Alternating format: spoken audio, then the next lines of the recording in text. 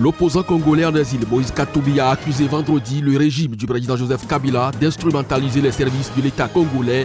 C'est après son interpellation à l'aéroport de la capitale belge.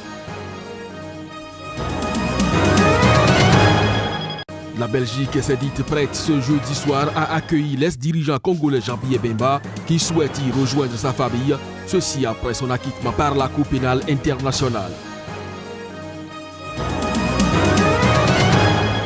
À Madagascar, les étudiants ont manifesté pour réclamer la démission de la ministre de l'Enseignement supérieur qui a été reconduite à son poste après le remaniement ministériel intervenu lundi dernier.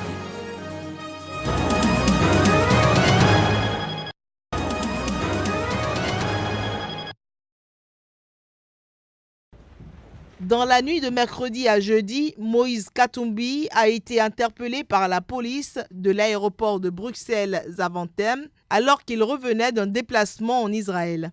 À la base, un problème avec la page du passeport où figure son identité, visiblement rajoutée au document. Il a été demandé à l'opposant de régulariser sa situation. En attendant, lui a été délivré un laissez-passer provisoire de 15 jours. Moïse Katumbi a réagi à cette situation à travers un communiqué diffusé à Bruxelles. Dans ce dernier, il a dénoncé une instrumentalisation des institutions de l'État par le régime de Kinshasa et un acharnement continu du pouvoir contre sa personne. Selon lui, en effet, l'incident provient du fait que les passeports semi-biométriques tels que le sien ont été retirés du système par les autorités congolaises. Une demande de passeport biométrique introduite en bonne et due forme lui a été refusée par les autorités sans aucune raison valable. Le document semi-biométrique aurait ainsi été rejeté lors du contrôle à l'aéroport alors qu'il disposait de visas en cours de validité d'après le communiqué. Désormais, Katumbi dispose de 2 semaines pour régulariser sa situation auprès de l'ambassade de la République démocratique du Congo à Bruxelles. Mais il ne peut pas revenir en RDC sans risquer la prison en raison d'une condamnation dans une affaire immobilière dont il conteste le fondement.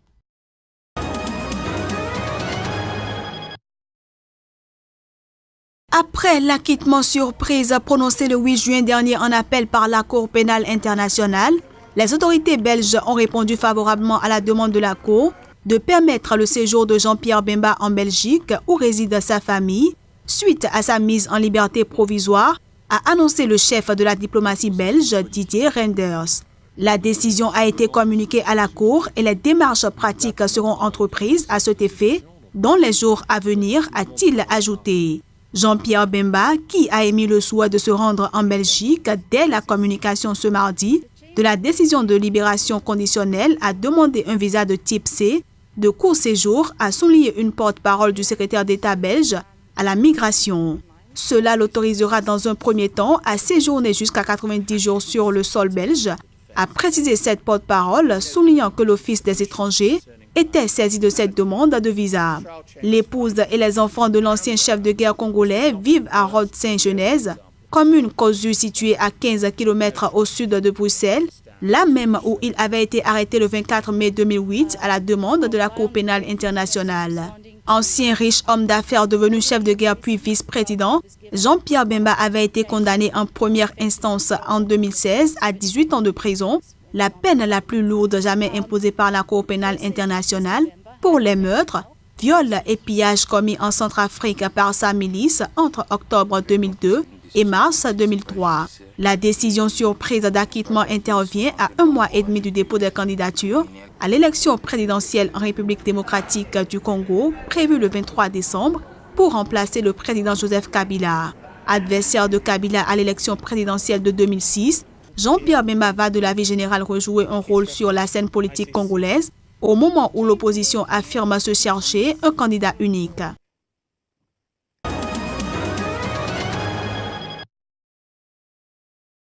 Les étudiants malgaches réclament la tête de Monique Razoa-Zananera, ministre de l'Enseignement supérieur. Celle-ci a été reconduite à son poste après le remaniement ministériel le lundi dernier effectué par le nouveau Premier ministre de consensus.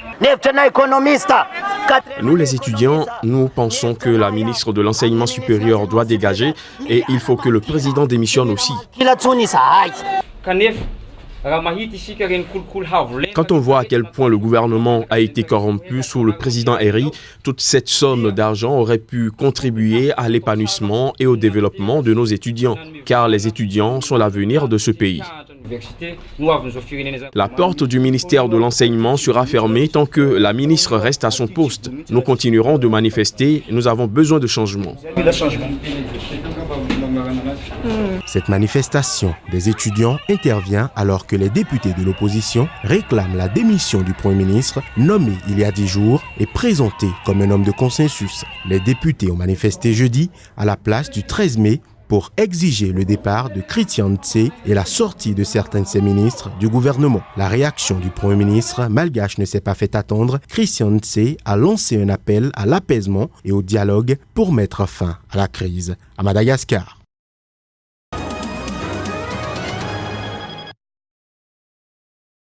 Au total, 23 candidatures à l'élection présidentielle du 30 juillet prochain au Zimbabwe ont été formellement enregistrées ce jeudi, dont celle du chef de l'État en exercice, Emmerson Mnangagwa, et de son rival de l'opposition, Nelson Chamisa, le patron du mouvement pour le changement démocratique. Les prétendants au scrutin présidentiel, législatif et municipaux, les premiers depuis la démission de l'ex-président Robert Mugabe en novembre, étaient appelés ce jeudi à déposer leur dossier auprès des tribunaux dans tout le pays. Par ailleurs, le président actuel Emmerson Mnangagwa a promis des scrutins libres, honnêtes et transparents, mais l'opposition reste très méfiante.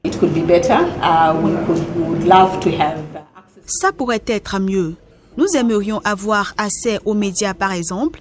Nous aimerions que la télévision d'État commence à couvrir plus largement et pas nécessairement un ou deux partis. Maintenant, nous avons une présence et un mythe qu'au Zimbabwe. Nous n'avons que 2 partis politiques d'opposition.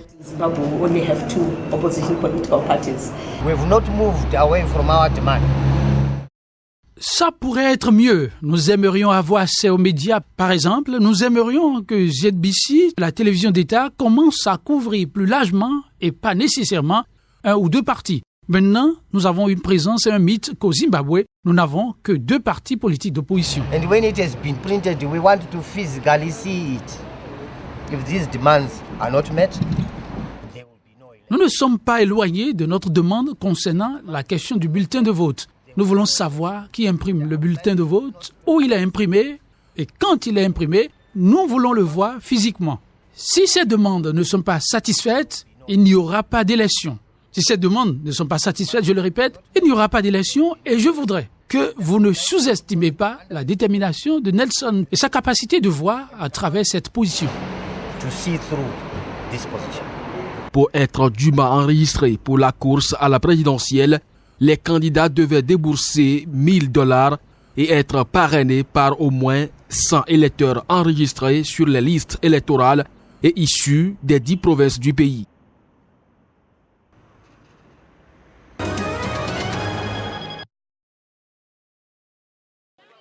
Le président du parti de l'Esprit d'Avril 48 a remis à la communauté musulmane de la mosquée centrale de Douala des dons en denrées alimentaires.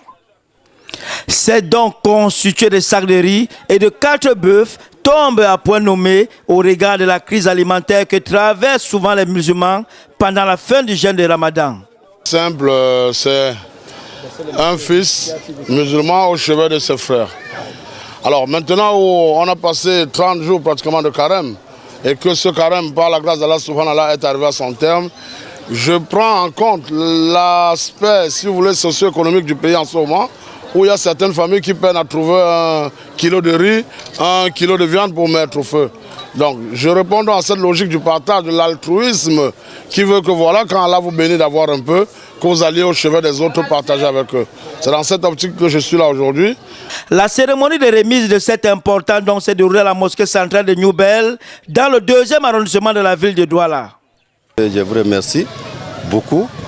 C'est fait appeler tous les musulmans, fait prendre les comportements président. Ça, c'est bon travail.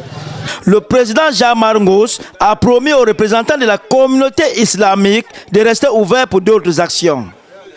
Le représentant de la communauté islamique a également formulé quelques doléances à l'endroit du donateur, notamment celle de continuer de soutenir les croyants musulmans chaque fois qu'ils seront en difficulté. Des dons en plus qui permettront aux fidèles d'Allah de mieux récupérer après la période d'abstinence de 30 jours.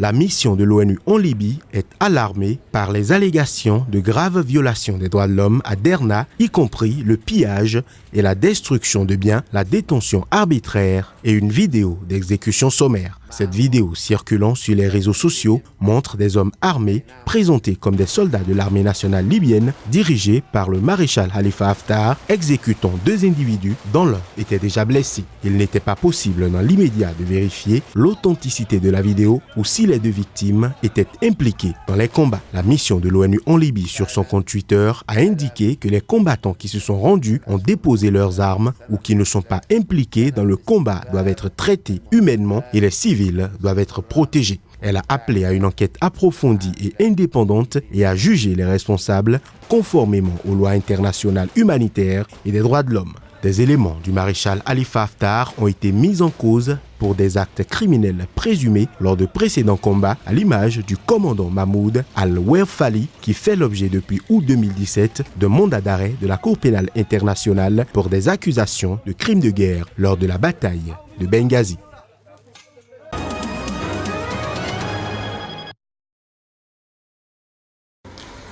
Le rapport présenté par l'ONU comme le premier du genre au sujet de cette région à la frontière entre l'Inde et le Pakistan fait état d'impunité chronique pour les violations commises par des forces de sécurité. Sa publication survient après des mois d'affrontements meurtriers dans l'ancien royaume himalayen. La flambée de violence de juillet 2016 a été déclenchée par le meurtre par l'Inde du commandant rebelle de 22 ans, Burhan Wani. La demande d'accès au Cachemire du haut-commissaire de l'ONU aux droits de l'homme avait été refusée par les 2 gouvernements. Son bureau a alors rassemblé à distance des informations sur les violations commises dans la région entre janvier 2016 et avril 2018 qui ont abouti à ce rapport. Les dimensions politiques du conflit entre l'Inde et le Pakistan sont depuis longtemps au centre des préoccupations, mais il ne s'agit pas d'un conflit figé dans le temps. C'est un conflit qui a privé des millions de personnes de leurs droits humains fondamentaux et qui continue à ce jour d'infliger des souffrances indicibles.